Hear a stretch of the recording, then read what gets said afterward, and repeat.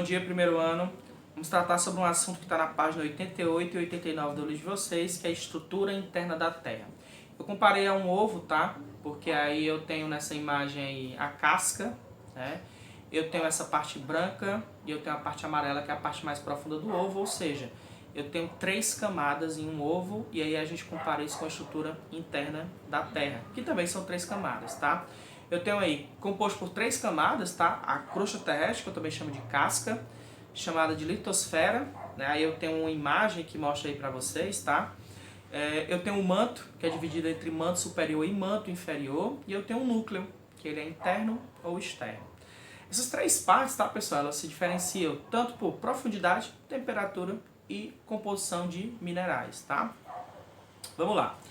A distância entre a superfície e o centro da Terra, ou seja, se eu furar da superfície até o centro da Terra, até o núcleo, né, eu teria mais ou menos 6.000 quilômetros de profundidade, ou seja, 6.371 quilômetros de profundidade, né? Mas como saber o que tem no centro da Terra, até porque o ser humano não conseguiu chegar até o centro? É impossível porque a temperatura é muito alta, é muito quente, né?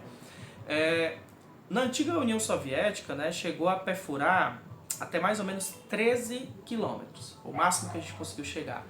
Então, porque ao chegar até quase 13 quilômetros, a temperatura estava chegando a quase 200 graus Celsius, então não teria como aguentar, né? E aí o que eles fizeram? Eles pegaram esse buraco e começaram a emitir ondas desse buraco, ondas físicas, né?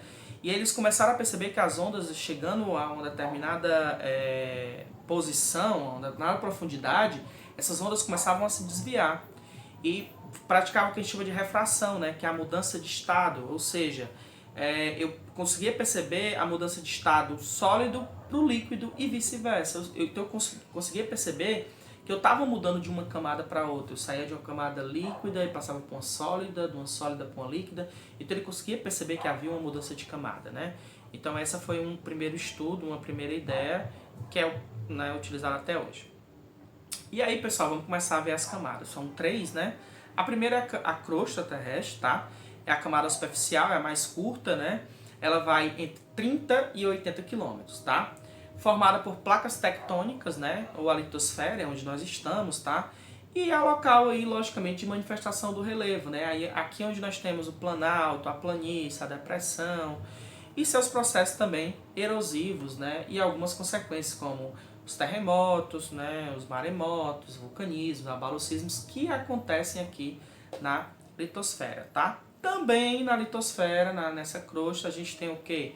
As atividades econômicas, as atividades humanas, como a pesca, a agricultura, né? A mineração, a indústria, as residências, são colocadas todas nessa crosta, né? É a camada mais fina.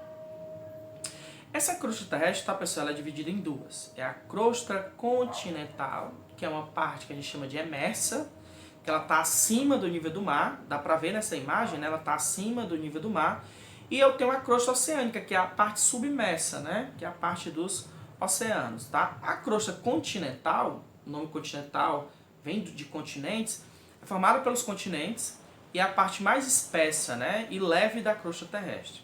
É a mais antiga também, cerca de 3,5 bilhões de anos, e ela é formada por o que a gente chama de sial, que é silício e alumínio, né? Que é a combinação de 2 minerais. A próxima crosta que a gente chama é a crosta oceânica, tá? Essa parte é a parte submersa, você consegue ver nessa imagem essa parte em azul, tá? Ela vai de 6 a 12 quilômetros de extensão, com uma superfície sólida sobre a qual estão os oceanos.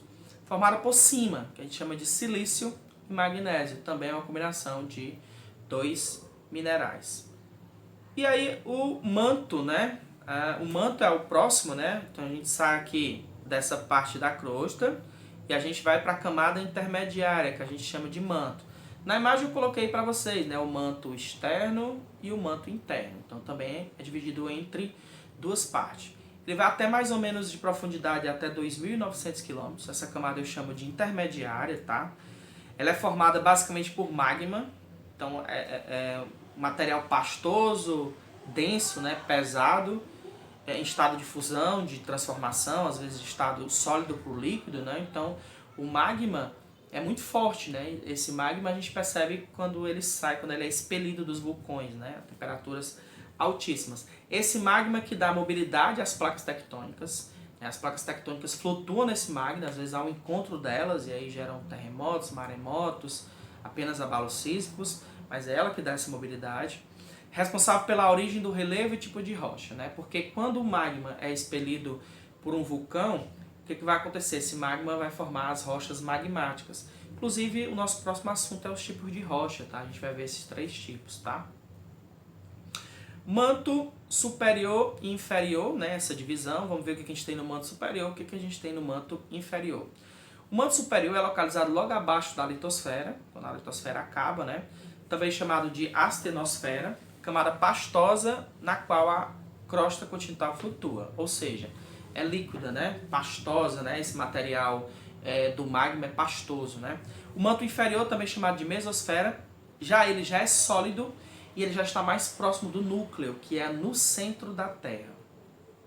Vamos para o núcleo. O núcleo é a nossa última camada, tá, gente? Eu coloquei na imagem o núcleo interno e o núcleo externo para essa nossa divisão.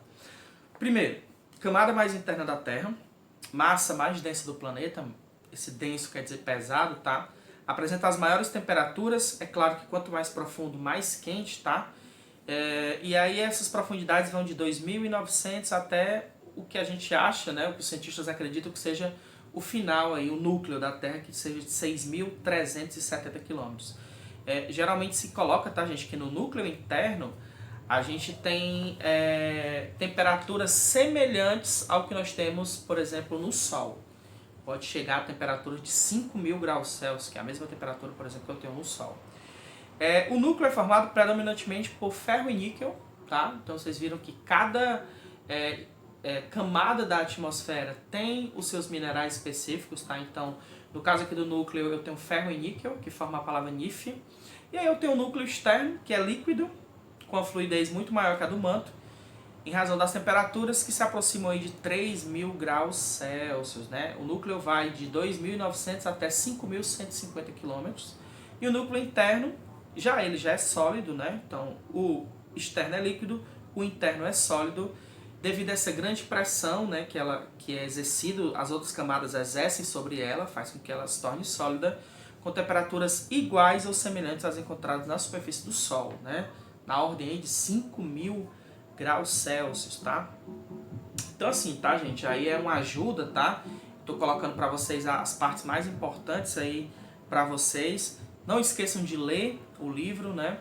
Não esqueçam de olhar no canal. Essas aulas eu estou postando em um canal do YouTube que eu fiz para quarentena, para estar postando lá, tá?